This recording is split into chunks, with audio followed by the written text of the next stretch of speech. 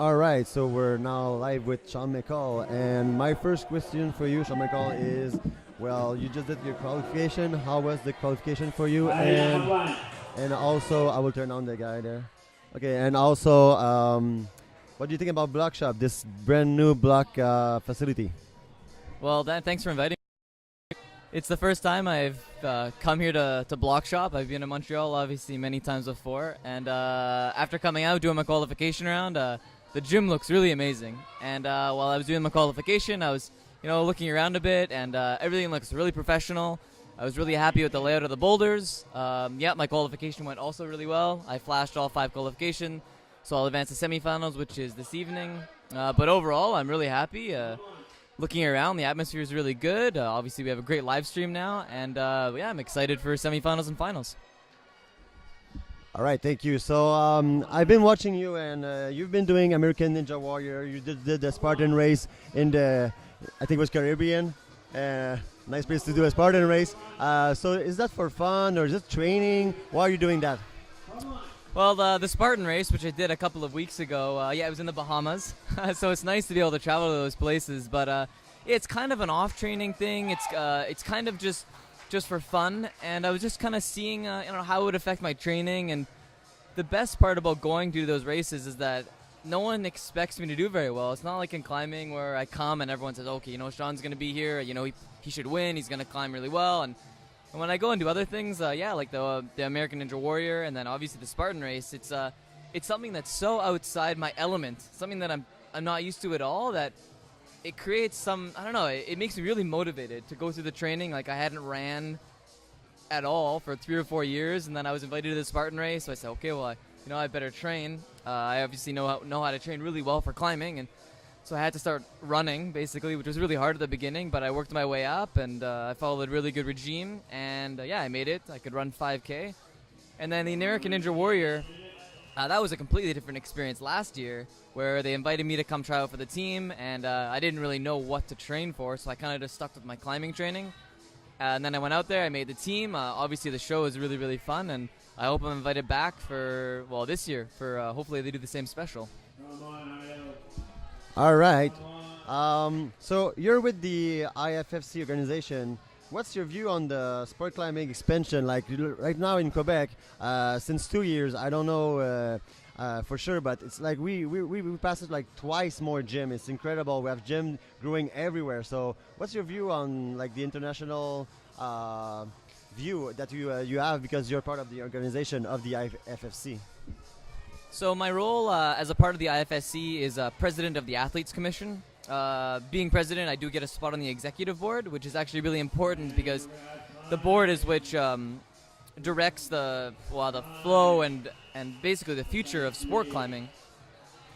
And so with that, I bring the voice of the athletes to the board so that, they always ask, oh, we want to make this rule change. How would it affect the athletes? And I say, okay, well, I think about it. And then I basically just give my answers. Oh, this would affect the athletes in this way. Yeah, I agree with that. I don't agree with that. And then a lot of the time, it's a lot of discussion. So within my athletes commission, we have 11 members. So I ask them a question. I say, hey, they're thinking about doing this. How do you guys feel? And so we build the big pyramid of climbers. And then, yeah, I'm sitting at the top as the voice. And then I go to the meetings and I try to basically say what'll work and what wouldn't work when they ask me kind of a complicated question. And so right now with sport climbing, yeah, you were saying how you build more gyms and there's just lots and lots of climbers. So it's actually like that everywhere I go in the world. There's gyms opening up, lots in Vancouver. I'm all around Europe. There's lots of gyms. I work actually very closely with Waltopia, which was the builder of this gym here at Block Shop.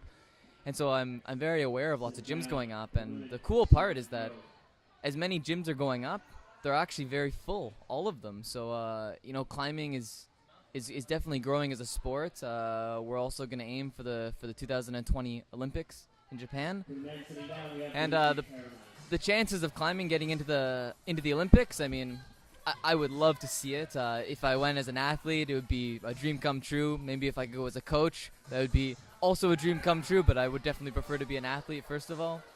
But I think climbing has a pretty good chance. Being an athlete, I'm always going to believe that it has a really good chance. But climbing is very instinctual. It's a very primitive skill, you know. Kids, they crawl, they stand up, they walk, they're trying to climb things, and I think that it's really fun. It's youth oriented. Lots of the climbing competitions have gotten much better. They're really nice to watch now. People can see a climbing competition and say, oh, you know, that looks really hard. It looks so. I think sport climbing has a really good chance, and I'm really excited for what the next few years have to bring. All right, talking about the next few years, what's next for you in the next weeks? Where are going? Well, so we're what month now? We're in March. This is my first competition of the season, and it's actually a really good kind of a feeler competition for me. So, in case you don't know, what you have to remember is that I do upwards of 20, 25 competitions per year. And so this being the first one, I do have an off season, which was in December and January, where I didn't climb at all for a few weeks. And then I started training again in January. I went a month super hard, really dedicated. Then, you know, a week off, a week on, a week off, just because I'm traveling and moving around a lot. And this competition is a really good feeler competition because if I feel really good at the competition and I climb well, you know, hopefully I'll win. But even if I climbed really well and I didn't win, I wouldn't be disappointed. And then I can go back and I can take that information to re-gauge how I'm training for the season. So if I feel good, I'm going to go home and I'm going to do the exact same training I've been doing up until this point.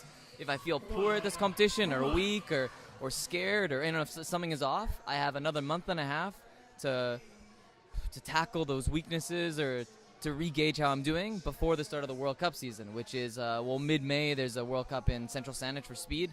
But then my bouldering season will start actually at the end of May with the World Cup here in Toronto. You know, close to Montreal, but you know, at least it's in Canada. And then after that, you know, I do a few bouldering World Cups, and if I feel, hopefully I don't feel weak then. If I do, it's a little bit late. That's what this competition is for. But then my bouldering season kind of takes off. Obviously, it'll transition into the lead. I'm doing lots of invitational competitions. Hopefully I get invited from Ninja Warrior. I'm hopefully going to do the Deepwater Soloing competition in Salt Lake City. I might even try to come here to Montreal to do the Deepwater Soloing here. Or is it in Quebec? Quebec, yeah. It's in Quebec, excuse me. But Canada, I always love coming back to Canada. But yeah, lots of invitationals, the World Cup circuits, and you know, whatever comes across my radar.